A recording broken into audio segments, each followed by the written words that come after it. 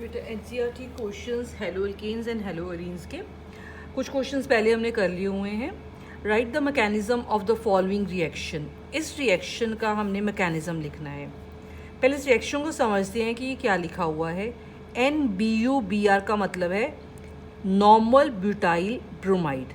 Actual में ये compound हमारा है CH3CH2CH2 CH2Br।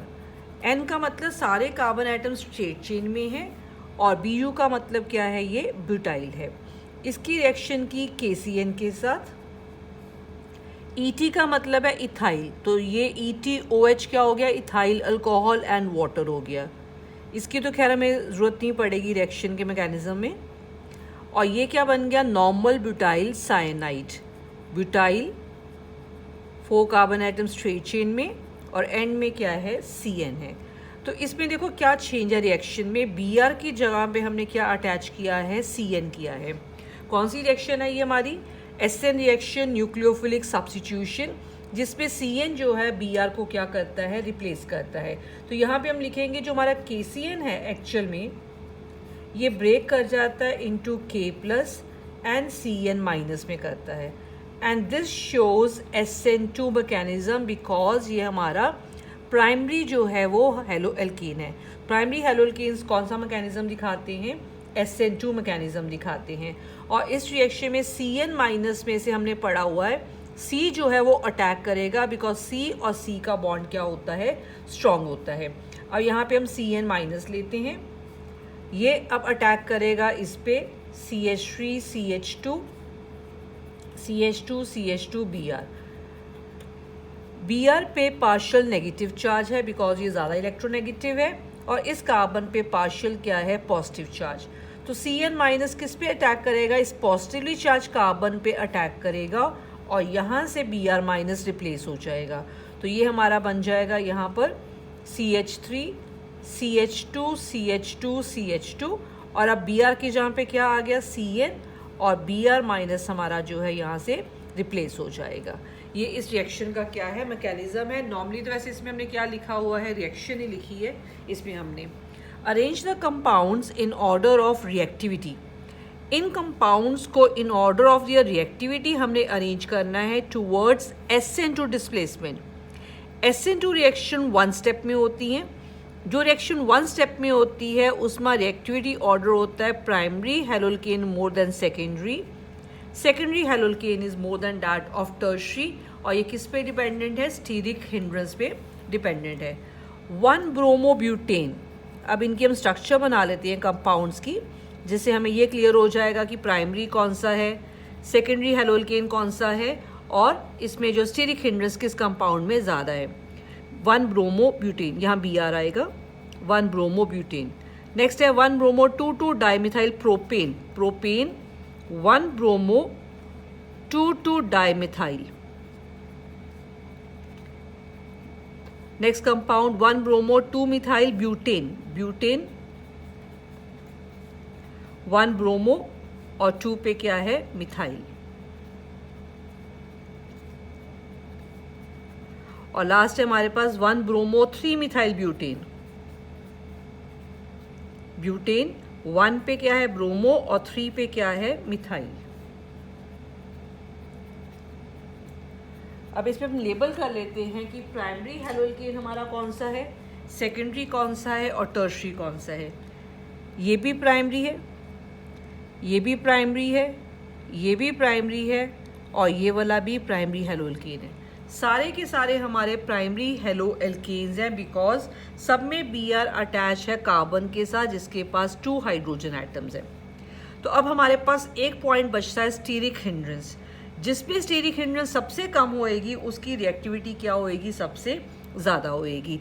अब इसमें देखो 4 कार्बन आइटम है, कोई ब्रांचिंग नहीं है और Br अटैच है इस कार्बन के साथ स्ट्रेट चेन में। तो इसमें स्टीरिक हिंड्रेंस सबसे कम है। जितनी ब्रांचिंग होती जाएगी उतनी स्टीरिक हिंड्रेंस बढ़ती जाएगी, जितने कार्बन आइटम बढ़ते जाएंगे उतनी स्टीरिक हिंड्रेंस भी इंक्रीज होती जाएगी। हाँ जी, अब इसमें कंपाउंड में 1 ब्रोमोब्यूटेन में देख रही हूँ स्ट्रक्चर दोबारा से इसकी, 1 ब्रोमो 2,2 डाइमिथाइल प्रोपेन। नेक्स्ट है 1 ब्रोमो 2 मिथाइल ब्यूटेन, इसमें मैंने कार्बन आइटम ज़्यादा बना दिए हैं, पेंटेन बना दिया, सो दिस इज CH3, यहाँ पे CH3 आएगा, ब्यूटेन लेना है हमने। हाँ जी, सबसे ज़्यादा स्टीरिक हिंड्रेंस किस में होएगी, जिसमें ब्रांचिंग सबसे ज़्यादा स्टीरिक हिंड्रेंस इस कंपाउंड में, तो इसकी रिएक्टिविटी सबसे कम होएगी। अगर हमने इंक्रीजिंग ऑर्डर में लिखना आंसर, तो सबसे पहले ये वाला कंपाउंड आएगा, बिकॉज इसमें स्टीरिक हिंड्रेंस सबसे ज़्यादा है, तो रिएक्टिविटी इसकी क्या होएगी, सबसे कम होएगी। अब नेक्स्ट हम आते हैं इस कंपाउंड पे, इसमें स्टीरिक हिंड्रेंस ज़्यादा है, बिकॉज इसमें जो CH3 ग्रुप है वो इस हैलोजन के क्लोज है, तो स्टीरिक हिंड्रेंस क्या होएगी, ज़्यादा होएगी। सेकेंड रिएक्टिविटी इसकी हो जाएगी। इसमें CH3 थोड़ा दूर चला गया है इससे Br से, थोड़ी सी स्टीरिक हिंड्रेंस कम होगी, फिर इसकी रिएक्टिविटी होएगी, और सबसे ज़्यादा रिएक्टिविटी किसकी होएगी, इस कंपाउंड की होएगी। तो अगर हमने इसको इंक्रीजिंग ऑर्डर में लिखना है तो हमारा आंसर देखो, ये तो हमने रफ वर्क किया है। आंसर जब लिखना है तो यहाँ हमारे पास जो नाम लिखा कंपाउंड का, तो आंसर में भी हमारे पास क्या आना चाहिए, नेम ही आना चाहिए कंपाउंड का, हम स्ट्रक्चर नहीं लिखेंगे। तो सबसे पहले हमने सेकेंड वाला कंपाउंड लिखा है, that is your 1 bromo 2,2 dimethyl propane.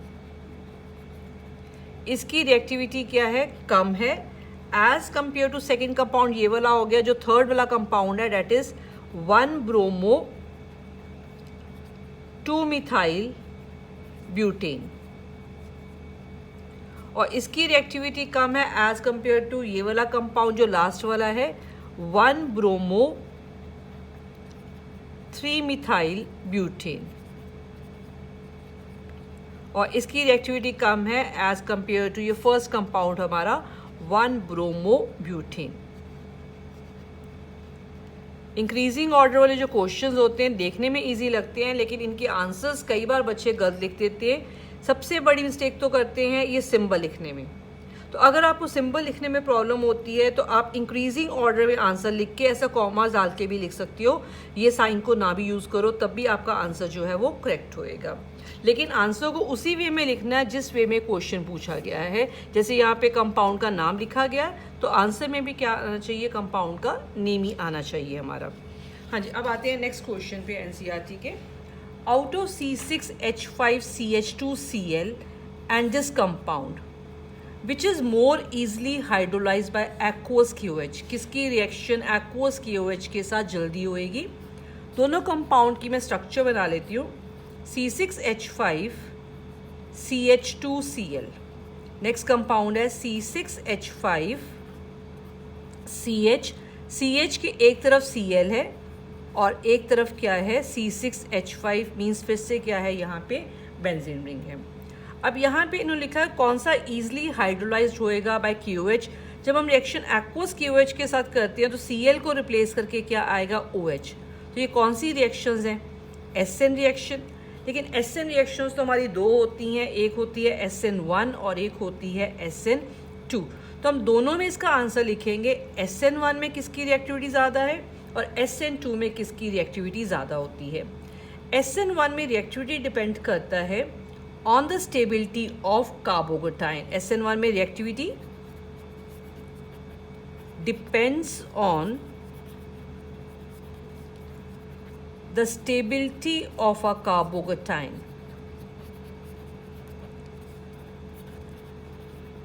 अब इनमें से कौन सा कार्बोकेटाइन ज़्यादा स्टेबल होएगा। अगर हम यहाँ से Cl रिप्लेस करते हैं तो ये हमारा कार्बोकेटाइन बन गया ये वाला। अगर यहाँ से हमने Cl को रिप्लेस किया तो ये कार्बोकेटाइन हमारा बना बेंजीन रिंग CH, यहाँ पे भी बेंजीन रिंग, ये कार्बोकेटाइन बना। ये हमारा कार्बोकेटाइन जो है Cl अटैच्ड है किसके साथ, कार्बन के साथ, जिसके पास 2 हाइड्रोजन है। तो इसका मतलब ये प्राइमरी कार्बोकेटाइन है। इस पे यहाँ पे कार्बन के पास 1 हाइड्रोजन है, तो this is secondary carbocation. Primary और सेकेंडरी में सेकेंडरी कार्बोकेटाइन क्या होता है, हमारा ज़्यादा स्टेबल होता है। इसका मतलब इस कंपाउंड की रिएक्टिविटी SN1 रिएक्शन में क्या होएगी, ज़्यादा होएगी। SN1 के बाद आते हैं SN2 पे। SN2 में रिएक्टिविटी डिपेंड करती है ऑन स्टीरिक हिंड्रेंस। अब इसमें स्टीरिक हिंड्रेंस ज़्यादा है बिकॉज इसमें 2 बल्की ग्रुप अटैच्ड हैं, 2 बेंजीन रिंग्स अटैच्ड हैं। तो SN2 रिएक्शन में रिएक्टिविटी किसकी ज़्यादा होएगी? इस कंपाउंड की रिएक्टिविटी ज़्यादा होएगी, because reactivity depends on steric hindrance. जिसमें स्टीरिक हिंड्रेंस क्या होएगी? ज़्यादा, उसकी रिएक्टिविटी क्या होएगी? कम होएगी। देयरफॉर ये कंपाउंड की रिएक्टिविटी SN2 रिएक्शन में क्या है? ज़्यादा होती है। हाँ, इसके बाद नेक्स्ट क्वेश्चन पे आते हैं। ये हमने चैप्टर में भी पढ़ा था क्वेश्चन ये वाला। पैरा डाइक्लोरोबेंजीन, ये कंपाउंड हमारा ये वाला है, पैरा डाइक्लोरोबेंजीन। इसका मेल्टिंग पॉइंट एंड सॉल्युबिलिटी जो है वो ज़्यादा है एज कंपेयर टू इसका ऑर्थो आइसोमर ले लो या इसका मेटा आइसोमर ले लो। इनके कंपैरिजन में इसकी जो है मेल्टिंग पॉइंट और सॉल्युबिलिटी क्या है? इसका मेल्टिंग पॉइंट ज़्यादा और सॉल्युबिलिटी इसकी भी क्या है? ज़्यादा है। इसका रीज़न क्या है? बिकॉज पैरा आइसोमर जो है मोर सिमेट्रिकल है। ये ज़्यादा क्या है? सिमेट्रिकल है। इसकी स्ट्रक्चर अगर देखो तो ज़्यादा ये क्या लग रही है? सिमेट्रिकल स्ट्रक्चर लग रही है। अगर सिमेट्रिकल है तो ये फिट क्या हो जाएगा? क्लोजली होएगा इन द क्रिस्टल लैटिस। अगर क्लोजली फिट हो रहा है तो इसका मतलब इंट्रामॉलिक्यूलर फोर्सेस क्या होएंगी? स्ट्रॉन्ग होएंगी। दस has stronger intermolecular forces of attraction, intermolecular forces of attraction than ortho and meta isomers, जिसकी वजह से इसका मेल्टिंग पॉइंट और सॉल्युबिलिटी क्या होती है? ज़्यादा होती है। हाँ जी, नेक्स्ट क्वेश्चन पे आते हैं। इसके बाद treatment of alkyl chlorides. Alkyl chloride की ट्रीटमेंट हमने किसके साथ करनी है? एक्वस KOH के साथ करनी है। तो हमारा प्रोडक्ट क्या बनता है? अल्कोहल। ये क्वेश्चन को ध्यान से समझना। अल्काइल क्लोराइड हमने रिएक्शन की एक्वस KOH के साथ और प्रोडक्ट हमारा क्या बना? अल्कोहल बना। ये फर्स्ट लाइन क्लियर है। लेकिन अगर हम यहाँ पे अल्कोहलिक KOH ले लें, एक्वस ना लेके क्या ले लें? अल्कोहलिक KOH लेते हैं, तो प्रोडक्ट हमारा क्या बनता है? एल्कीन डिहाइड्रोहेलोजिनेशन रिएक्शन होती है। ये डिफरेंस क्यों आता है? प्रोडक्ट हमारे डिफरेंट क्यों बनते हैं? ये हमारा क्वेश्चन है। अब यहाँ मतलब आंसर एक्वस और अल्कोहलिक के बेसिस पे होएगा, बिकॉज बाकी सारा तो यहाँ पे हमारा रिएक्टेंट्स क्या हैं? सेम ही है। एक्वस में क्या होएगा? अगर हम एक्वस सोल्यूशन लेते हैं, इन एक्वस सोल्यूशन KOH जो होता है ये हमारा आयोनाइज कर जाता है इनटू K+ एंड OH- में। अब OH- जो है हमने पढ़ा हुआ है, ये स्ट्रॉन्ग क्या है? न्यूक्लियोफाइल है। OH- क्या है? स्ट्रॉन्ग न्यूक्लियोफाइल है। जो स्ट्रॉन्ग न्यूक्लियोफाइल है वो इस वीक न्यूक्लियोफाइल Cl को क्या कर देगा? सब्स्टिट्यूट कर देगा। तो कौन सी रिएक्शन हो जाएगी? देयरफॉर इट सब्स्टिट्यूट्स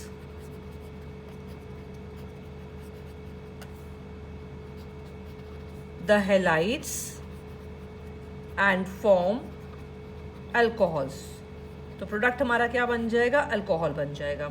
और दूसरा क्या होता है कि जब एक्वस सोल्यूशन होता है, इन एक्वस सोल्यूशन जो OH- आयन बने हमारे एक्वस सोल्यूशन में, वो हाईली हाइड्रेटेड हो जाते हैं। वाटर इनको क्या कर लेगा? सराउंड कर लेगा। हाईली हाइड्रेटेड हो जाते हैं। अगर हाईली हाइड्रेटेड हो गए, OH- जो है ये हमारा बेस होता है। बेस हमेशा पुल करता है H+ को, लेकिन OH- में क्या हो गए? एक्वस सोल्यूशन में इसके अराउंड क्या हो गए? वाटर मॉलिक्यूल्स अटैच हो गए। ये हाईली क्या हो गया? हाइड्रेटेड हो गया, जिससे OH- की टेंडेंसी जो है H+ को पुल करने की क्या होगी? कम। मतलब इसका बेसिक करैक्टर क्या हो जाता है? कम हो जाता है। जितना ज़्यादा H+ को ये पुल करेगा उतना बेसिक करैक्टर क्या होता है इसका? ज़्यादा।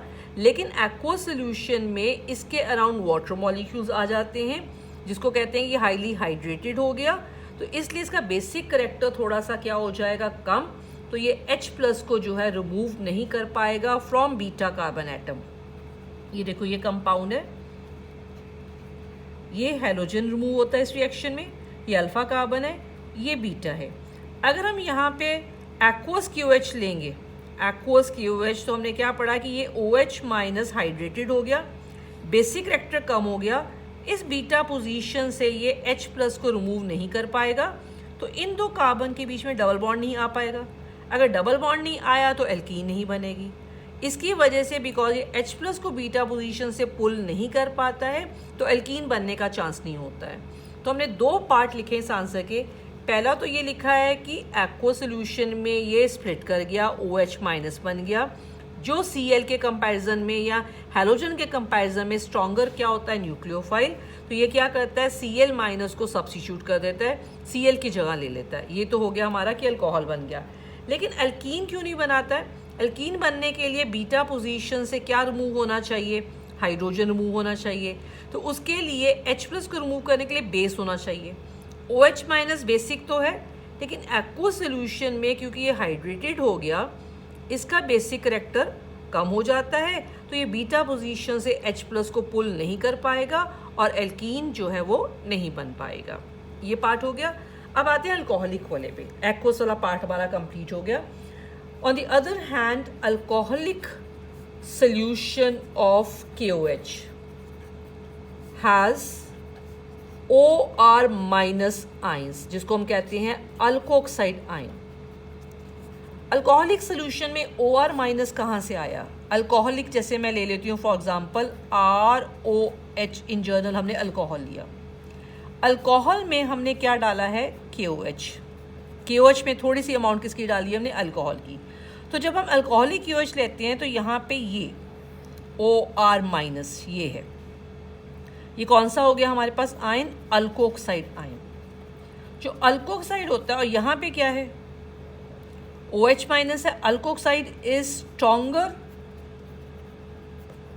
Base than OH-। ये OH- से क्या है, स्ट्रॉन्गर बेस है। अगर स्ट्रॉन्गर बेस अगर होएगा ये, तो it will pull H+ from haloalkene from beta carbon. तो ये अब बीटा कार्बन से क्या कर सकता है, H+ को पुल कर सकता है। अगर ये H+ को पुल कर लेगा तो दोनों कार्बन के बीच में कौन सा बॉन्ड आ जाएगा, डबल। तो हमारा प्रोडक्ट क्या बन जाएगा, alkene, and hence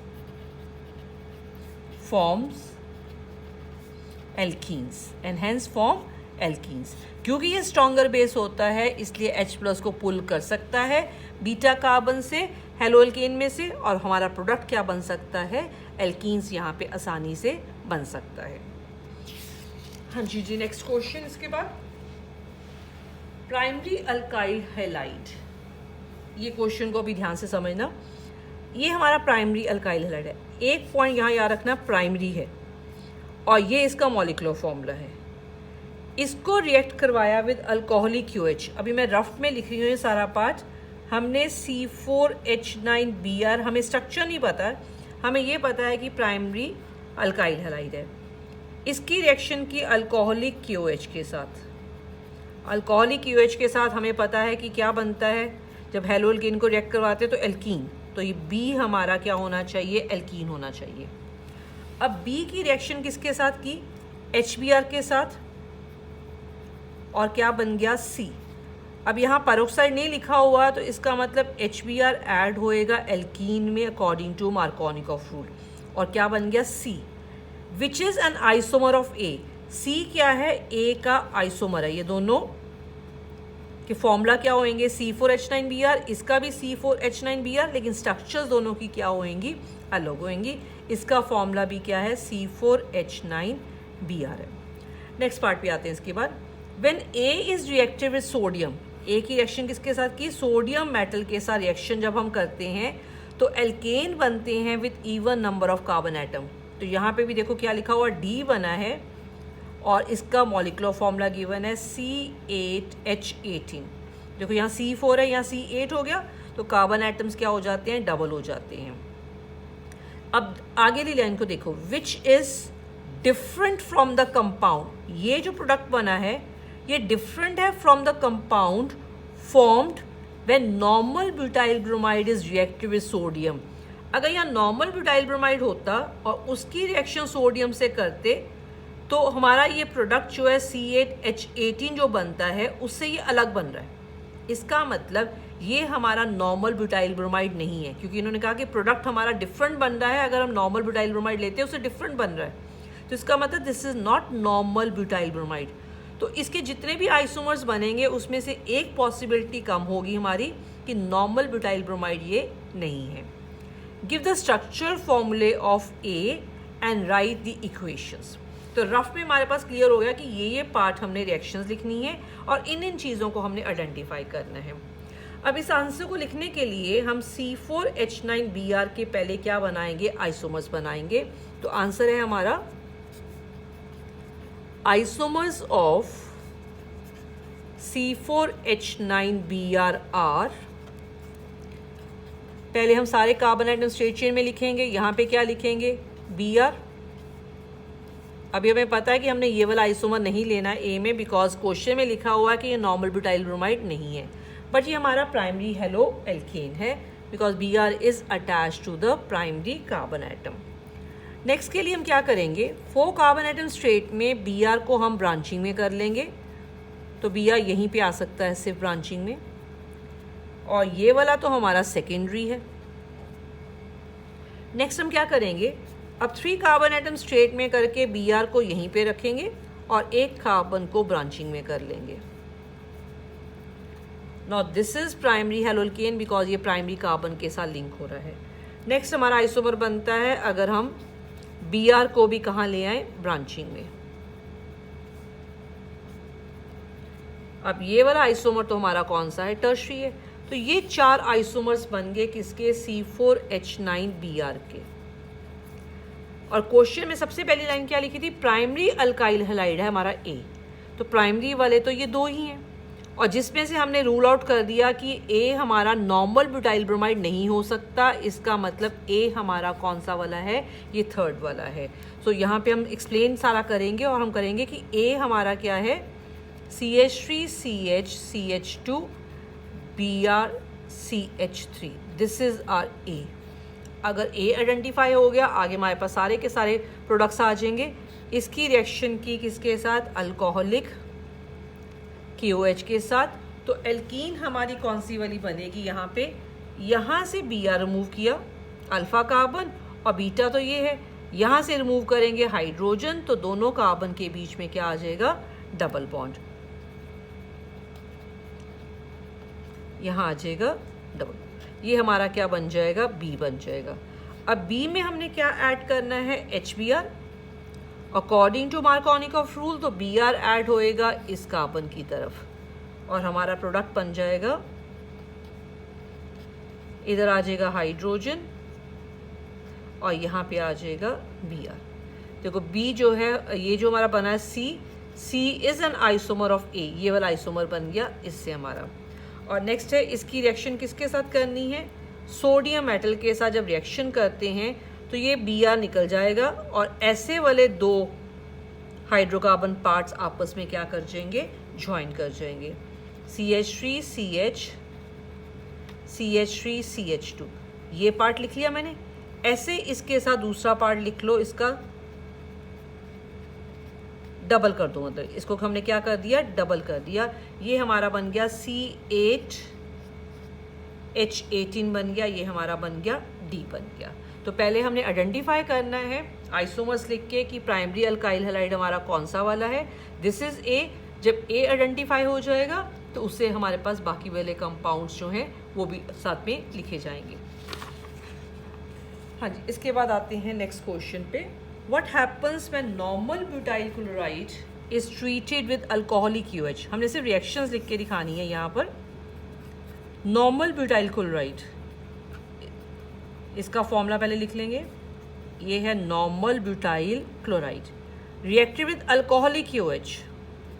alcoholic UH डालते थे तो क्या प्रोडक्ट बनता है, एल्कीन। कैसे बनेगा, ये अल्फा कार्बन, यहाँ से हैलोजन रिमूव किया, ये बीटा कार्बन यहाँ से हाइड्रोजन रिमूव किया और दोनों कार्बन के बीच में क्या आ गया, डबल बॉन्ड। प्रोडक्ट हमारा बन गया ब्यूट 1 ईन। ये क्या बन गया, ब्यूट 1 ईन बन गया। ये हमारा first part. Second part bromobenzene, ये है bromobenzene is treated with magnesium in presence of dry ether. तो क्या बनेगा, आर MgBr पड़ा था तो यहाँ क्या बन गया हमारा AR MgBr। ये क्या बन गया हमारा ग्रिग्नार्ड्स रिएजेंट बन गया। इस ग्रिग्नार्ड रिएजेंट का नाम क्या है, phenyl magnesium bromide, phenyl magnesium bromide. Now come to the third part. Chlorobenzene is subjected to hydrolysis. Chlorobenzene की हाइड्रोलिसिस मतलब इसमें हम एसिड डाल सकते हैं, बेस डाल सकते हैं, वाटर डाल सकते हैं, लेकिन हमने एक ही रिएक्शन पढ़ी है NaOH के साथ, क्लोरोबेंजीन की डॉस प्रोसेस। तो हाइड्रोलिसिस होगी इसकी, लेकिन इसके लिए टेम्परेचर भी ज़्यादा चाहिए, 300 एटमॉस्फेरिक प्रेशर भी चाहिए और एसिड भी चाहिए। तो हमारा प्रोडक्ट यहाँ पे क्या बनेगा, फिनॉल बनेगा। ये कौन सी रिएक्शन है हमारी, डॉस प्रोसेस है। लेकिन अगर हम ये कंडीशंस नहीं लेंगे तो हाइड्रोलिसिस नहीं होगी। अकेला NaOH डालने से फिनॉल जो है वो नहीं बनेगा, बिकॉज हेलो एरीन्स की रिएक्टिविटी SN रिएक्शंस में क्या होती है, कम होती है। Fourth part ethyl chloride, ethyl chloride है CH3CH2Cl is treated with aqueous KOH।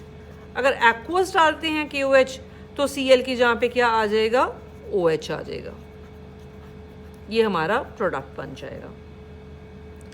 Fifth part KCl CH3C। हाँ जी, नेक्स्ट आ जाओ मिथाइल ब्रोमाइड। अगर हम मिथाइल ब्रोमाइड लेते हैं that is CH3Br is treated with sodium. इसकी रिएक्शन किसके साथ की, सोडियम के साथ रिएक्शन की in presence of dry ether. तो ये दो मॉलिक्यूल्स जो हैं CH3, दो अल्काइल ग्रुप्स आपस में कंबाइन कर जाएंगे और साथ में क्या बनेगा, NaBr। Six part methyl chloride is treated with KCN। और KCN के साथ रिएक्शन करवाते हैं तो Cl की जहाँ पे क्या आ जाता है, CN, ये बन जाता है नाइट्राइल। इस कंपाउंड का नाम है मिथाइल साइनाइड, लेकिन ये कॉमन नेम है। अगर हम इसका IUPAC नेम लिखना चाहें तो उसका नाम है इथेन नाइट्राइल।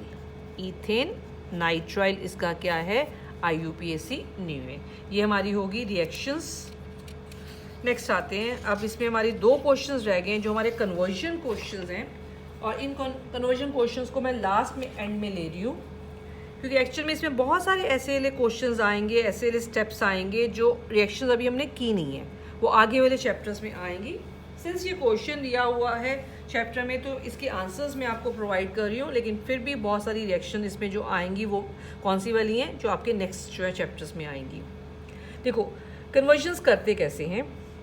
कन्वर्जन्स वैसे तो स्ट्रॉन्ग होती हैं जब आपकी सारी ऑर्गेनिक कंप्लीट हो जाती है और आप रिवाइज कर लेते हो और सारी रिएक्शंस टिप्स पे होती हैं आपकी, जब तो कन्वर्जन्स करनी बहुत ईजी हो जाती है। बट अगर हम स्टार्ट करेंगे थोड़ा सा तो हमें आइडिया हो जाएगा कि हमने करना क्या होता है ऐसे क्वेश्चंस में।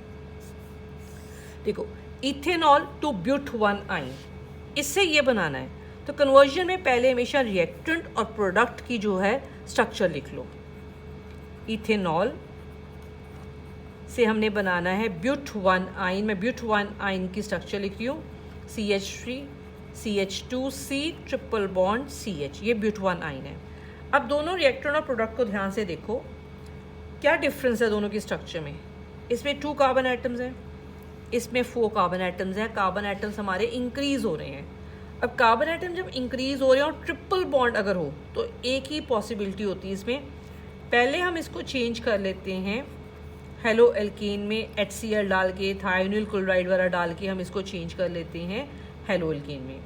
अब इसके बाद अगर हमने ट्रिपल बॉन्ड लाना, कार्बन एटम इंक्रीज करने हैं, तो 11th में एक रिएक्शन थी हेलो एल्केन की रिएक्शन अगर हम करते हैं इथाइन के साथ और किसकी प्रेजेंस में NaNH2 और लिक्विड अमोनिया, ये याद रखनी पड़ेगी रिएक्शन, ये 12th में रिएक्शन नहीं है, ये रिएक्शन हमने पढ़ी थी 11th में। इन कंडीशंस में क्या होता है, यहाँ से एक H और Cl ये रिमूव हो जाता है और ये इसके साथ यहाँ पे लिंक कर जाता है। तो देखो ये CH3 CH2 C triple bond CH, ये वाला हमारा प्रोडक्ट बन गया ब्यूट 1 आइन। अगर कार्बन एटम हमारे इंक्रीज हो रहे हों और ट्रिपल बॉन्ड हो और वो ट्रिपल बॉन्ड भी हमारा फर्स्ट पोजीशन पे अगर हो तो हमारे पास ये कंडीशन ही होती है जिससे हम क्या बना सकते हैं, अल्काइन बना सकते हैं with more number of carbon atoms. और नॉर्मली इसमें कार्बन एटम कितने इंक्रीज होते हैं, बिकॉज हमने इथाइन ही लेना होता है तो 2 कार्बन एटम ही हमारे इंक्रीज होते हैं। नेक्स्ट आते हैं सेकेंड पार्ट पे। इथेन लिया हमने, इससे बनाना है ब्रोमो इथीन, बनाना है हमने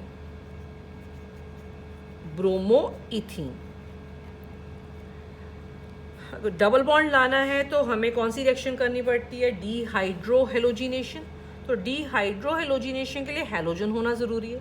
तो इस कंपाउंड में हैलोजन लाने के लिए क्या किया जाए, इसमें क्लोरीन ऐड कर देते हैं इन प्रेजेंस ऑफ सनलाइट। तो हमारा हाइड्रोजन रिप्लेस होके क्या आ जाएगा, Cl आ जाएगा। अब इसके बाद डबल बॉन्ड लाना है तो हमें क्या ऐड करना पड़ेगा, alcoholic QH। Alcoholic QH add करने से हैलोजन और यहाँ से हाइड्रोजन रिमूव होके क्या बन जाएगा, ईथीन बन जाएगा। अब ईथीन के बाद देखो हमने क्या करना है, अगर हमने यहाँ पे Br लेके आना है तो पहले देखो इसमें हम ऐड करेंगे एल्कीन बनाने के बाद ब्रोमीन मैं ऐड कर रही हूँ। इसमें ब्रोमीन अगर ऐड करनी है तो हमें किसी रिएजेंट की प्रेजेंस में करनी है, CCl4 की प्रेजेंस में कर रहे हैं। तो अगर CCl4 की प्रेजेंस में करेंगे दोनों तरफ क्या आ जाएगा, डबल बॉन्ड के Br आ जाएगा, CH2 सिंगल बॉन्ड CH2, इधर भी Br आ गया और इस तरफ भी क्या आ गया, Br आ गया। अब हमें देखो एक Br रिमूव करना है, यहाँ से ये रिमूव कर दिया और यहाँ से हमें क्या रिमूव करना है, हाइड्रोजन रिमूव करना है और यहाँ डबल बॉन्ड आ जाएगा। हैलोजन और हाइड्रोजन रिमूव करने के लिए क्या करना पड़ता है, रिएक्शन अल्कोहलिक QH के साथ। किसके साथ करेंगे, रिएक्शन अल्कोहलिक QH के साथ। अब इसमें क्या होता है कि अगर हमने अल्कोहलिक QH डाला तो अपनी रिक्वायरमेंट के अकॉर्डिंग आप एक Br और एक H भी रिमूव कर सकते हो, 2 Br और 2 हाइड्रोजन भी रिमूव कर सकते हो। वो आगे वाली रिएक्शन में आएगा जिसमें हम दोनों Br और दोनों हाइड्रोजन को रिमूव करेंगे। तो ये अपनी रिक्वायरमेंट के अकॉर्डिंग आप कर सकते हो। अल्कोहलिक QH डाल के हमने डीहाइड्रोहेलोजिनेशन करनी है। ये हमारा हो गया ये सेकंड पार्ट। अब आते हैं थर्ड पार्ट पे। प्रोपीन की स्ट्रक्चर 1 नाइट्रोप्रोपेन, ये हो गया 1 नाइट्रोप्रोपेन। अब नाइट्रो हमने पढ़ा हुआ हैलोजन की जगह पे आता है, तो इस कंपाउंड में पहले हैलोजन लेके आए, मतलब इसमें हम ऐड कर देते हैं HBr, लेकिन किसकी प्रेजेंस में, परऑक्साइड की प्रेजेंस में अगर ऐड करेंगे तो ही Br इधर ऐड होएगा। अगर Br इधर आएगा तो उसकी जगह पे क्या आ जाएगा, NO2। और जब भी हमने एंटी-2 मार्कोनिकॉफ रूल यूज़ करना हो, एडिशन करनी हो, तो हमेशा HBr लेते हैं। CH3 CH2 single bond CH2 Br ही आ गया। अब Br की जगह पे हम क्या लेके आना है, हमने NO2, तो हम क्या इसमें ऐड करेंगे, AgNO2। अगर AgNO2 ऐड करते तो नाइट्रो कंपाउंड बनता है, KNO2 ऐड करते थे तो नाइट्राइट कंपाउंड बनता था। इस तरीके से हम इस कंपाउंड को बना लेंगे। नेक्स्ट आ जाओ फोर्थ पार्ट पे। टॉलीन